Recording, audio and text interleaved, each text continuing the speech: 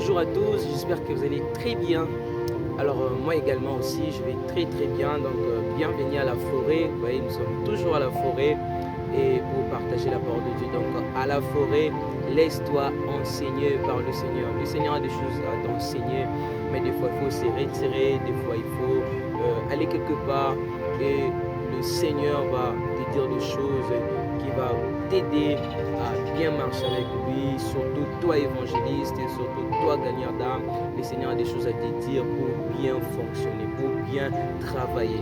On doit travailler de mieux en mieux, mais pour ce faire, il faut recevoir de la part de Dieu une certaine connaissance et ça va vous aider à marcher avec lui, ça va vous aider et aller plus loin avec lui.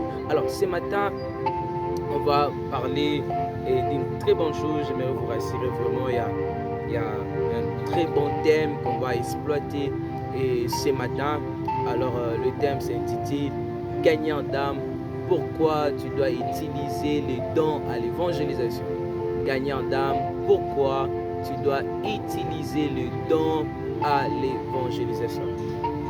Vous savez, la Bible dit dans 1 Corinthiens 12, 9 à 10, donc dans 1 Corinthiens 12, 9 à 10, la Bible fait mention au moins de 9 dons. La Bible fait mention au moins de 9 dons. Et dans la vie courante, chacun de nous peut utiliser ou manifester plus ou moins un don. Plus ou moins un don, chacun de nous peut utiliser et manifester plus ou moins un don. Mais au besoin, on peut manifester plus. Au besoin, on peut manifester plus. Pourquoi? Parce que l'auteur de ces dons, qui est le Saint-Esprit, habite en nous. L'auteur de ces dons, qui est le Saint-Esprit, il est en nous. Et lorsqu'il y a un besoin quelque part, on peut manifester 9 dons. On peut manifester tous les dons. Peut-être vous avez les dons de la guérison et vous les manifestez un peu plus dans votre vie courante. Mais vous pouvez aller quelque part où il y a un besoin. Il y a un besoin peut-être de la prophétie, il y a un besoin peut-être de discernement, il y a un besoin de la sagesse, il y a un besoin. Alors, le Saint-Esprit va répondre à ces besoins par toi. Et tu ne vas pas peut-être comprendre, tu manifestes ces dons. Mais tu dis, oh, mais pourquoi pourquoi depuis longtemps je ne manifestais pas? Parce que peut-être il n'y avait pas un besoin. Mais là où tu es, il y a maintenant un besoin où tu dois manifester ces dons. Donc, on a au moins 9 dons et chacun de nous manifeste plus ou moins un don. Mais lorsqu'il y a un besoin quelque part, on peut manifester les dons. Et vous savez, en se servant des dons, cela peut vous aider à déclencher le salut. Lorsque tu utilises les dons, cela peut t'aider à déclencher le salut. Autrement dit, les dons est un élément déclencheur du salut. Donc, quand on utilise les dons, ça peut déclencher le salut. Ça peut amener quelqu'un à être sauvé. Raison pour laquelle j'aimerais vous encourager, gagnant d'âme, n'hésitez pas à l'évangélisation de faire recours aux dons spirituels. Les dons que Dieu t'a donnés, à l'évangélisation, il ne faut même pas hésiter à faire recours à ces dons. Vous savez, ce que vous devez savoir est que les dons ne produisent pas le salut, mais ça les déclenche simplement. Je répète, le don ne produit pas le salut, mais ça déclenche le salut. Ce n'est pas en manifestant le don que quelqu'un va doit être sauvé. Non, mais ça les déclenche. Autrement dit, lorsqu'on utilise les dons, et ça permet que la personne, ça dispose la personne à donner sa vie à Jésus-Christ. Lorsque vous manifestez les dons, vous allez disposer le terrain pour que la personne donne sa vie à Jésus-Christ. Donc, le don, ce n'est pas le Saint-Esprit pour amener quelqu'un pour convertir quelqu'un. Ouais, vous comprenez? Donc, le don ne convertit pas. Le don ne transforme pas la vie de quelqu'un. Ne transforme pas au niveau du salut. Ne transforme pas la vie de quelqu'un. J'aimerais le dire mieux. Les dons n'apportent pas la régénération de la vie d'une personne. Mais les dons disposent une personne à donner sa vie à Jésus-Christ. Vous savez, moi j'ai découvert la raison pour laquelle le Seigneur accomplit des choses surnaturelles dans notre vie. J'ai découvert le but pour lequel le Seigneur accomplit des choses surnaturelles dans notre vie. Et on peut le voir directement dans la vie de Pierre et indirectement dans la vie des autres personnes. On peut découvrir en fait et ensemble et la raison pour laquelle le Seigneur accomplit des choses surnaturelles dans notre vie. Pierre est la personne et pour qui le but des choses surnaturelles, même le but, je dirais, le but du miracle était atteint. La Bible dit dans Luc 5, 4 et 9, je vais lire pour vous. Lorsque lui cessait de parler, il dit à Simon, avance en pleine eau et jetez vos filets pour pêcher. Simon lui répondit, Maître, nous avons travaillé toute la nuit sans rien prendre, mais sur ta parole, je jeterai le filet. L'ayant jeté, il prit une grande quantité de poissons et leur filet s'est rompé. Ils firent signe à leurs compagnons qui étaient dans l'autre barque de venir les aider. Ils vinrent et ils remplirent les deux barques, au point qu'elle enfonçait. Quand il vit cela, Simon-Pierre tomba aux genoux de Jésus et dit, Seigneur, retire-toi de moi, parce que je suis un pécheur. Car l'épouvante l'avait saisi, lui et tous ceux qui étaient avec lui, à cause de la pêche qu'il avait faite. Voyez donc, le Seigneur a accompli un miracle. Pierre de lui-même, avec ses amis, ils pêchaient toute la nuit, ils n'ont rien trouvé. Alors le matin, quand le Seigneur est venu, il va dire à Simon, jette le filet. Simon va lui dire, ben, Seigneur, on a pêché toute la nuit, on n'a rien trouvé.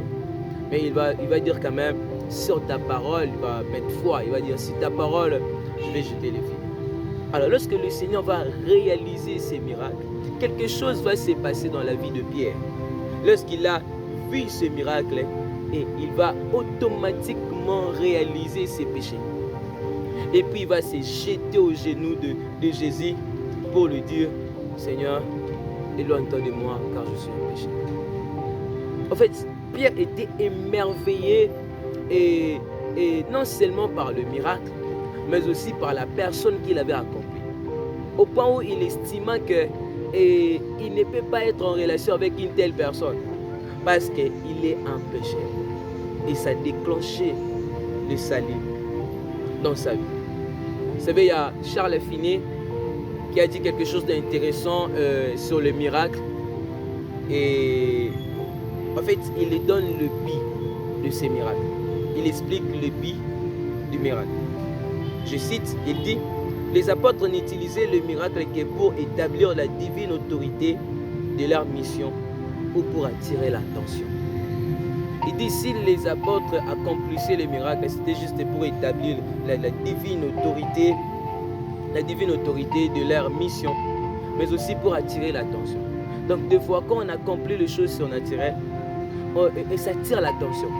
Si quelqu'un n'avait pas son attention sur le Seigneur, et quand toi tu vas accomplir le miracle au nom de Jésus, quand toi tu vas donner des prophéties, quand toi tu vas donner quand toi tu vas dire une parole de la sagesse, une parole de connaissance, quand toi tu vas guérir quelqu'un, et ça va attirer l'attention de la personne.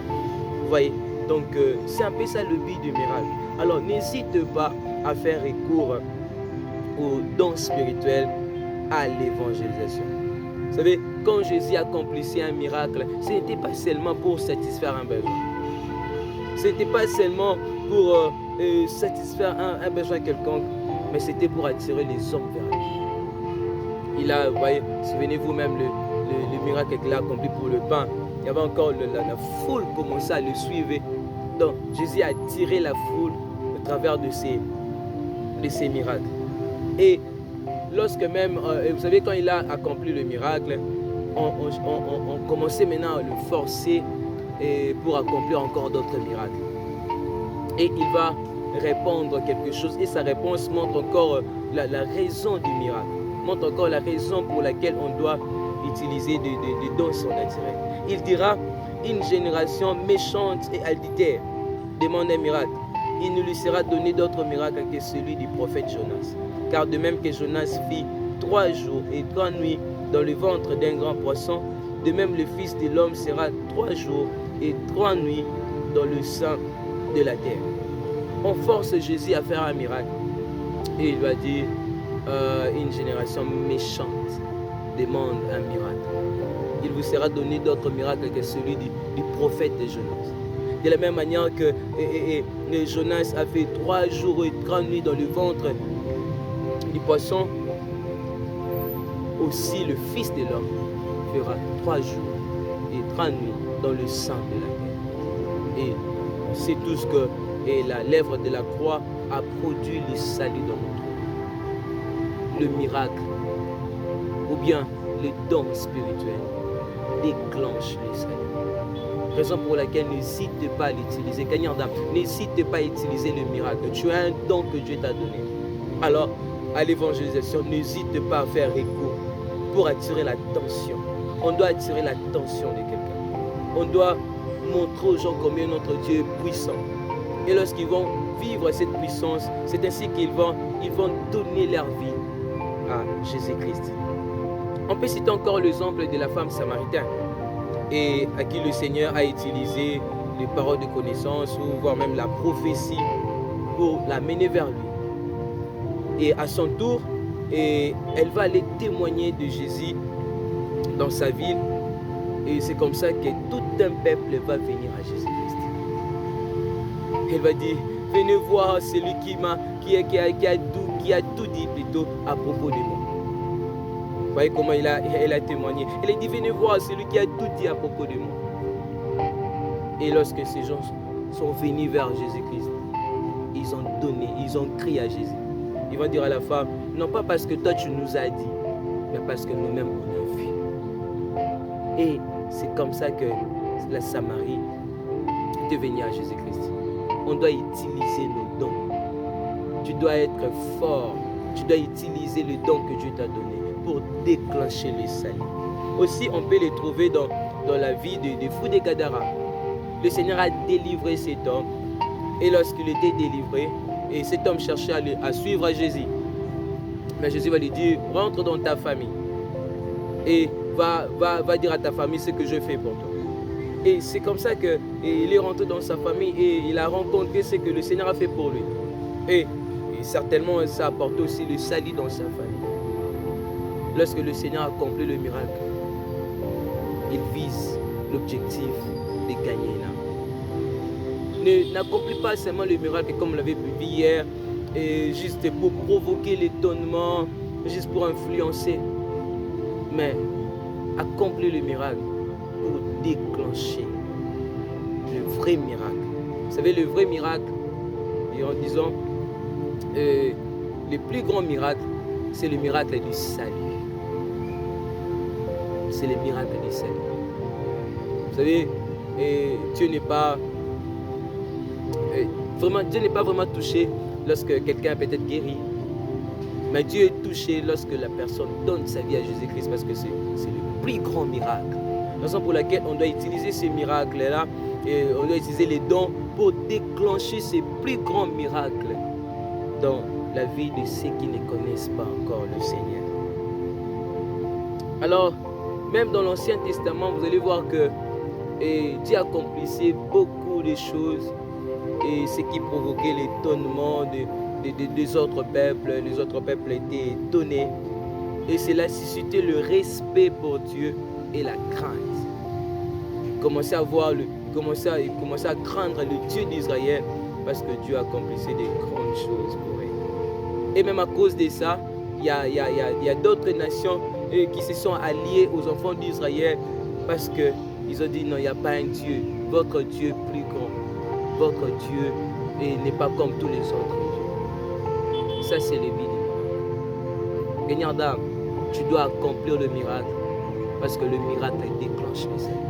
Gagnant d'âme, tu dois utiliser le don à l'évangélisation, parce que le don déclenche le salut.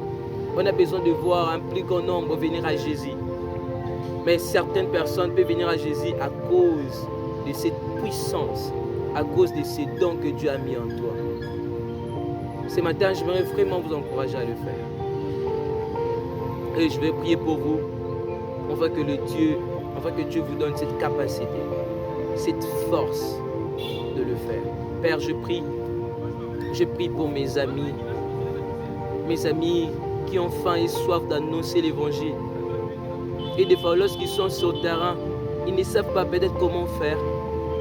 Père, je prie que tu les amènes au besoin d'accomplir, de réaliser, d'utiliser les dons spirituels pour déclencher. Nous voulons voir un grand nombre venir à toi.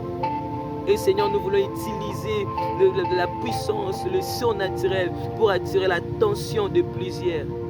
On fait que leur foi ne soit pas seulement basée sur notre sagesse, sur des paroles, mais sur la puissance de Dieu. Père, je prie, aide-nous à démontrer cette puissance. Et je prie que ce soit le partage de mon frère. Et je prie que ce soit le partage de ma sœur. Merci Saint-Esprit, parce que tu seras toujours là pour nous aider à le faire. Merci parce que tu es l'auteur de dons et tu habites en nous. Et tu vas manifester aux besoins tous les 9 dons. Au besoin, tu vas manifester ces dons dans la vie de quelqu'un, dans une ville, là où on va se retrouver. Tu vas le manifester. Merci Saint-Esprit. À toi la gloire dans le nom de Jésus. Amen. Merci beaucoup et je vous donne rendez-vous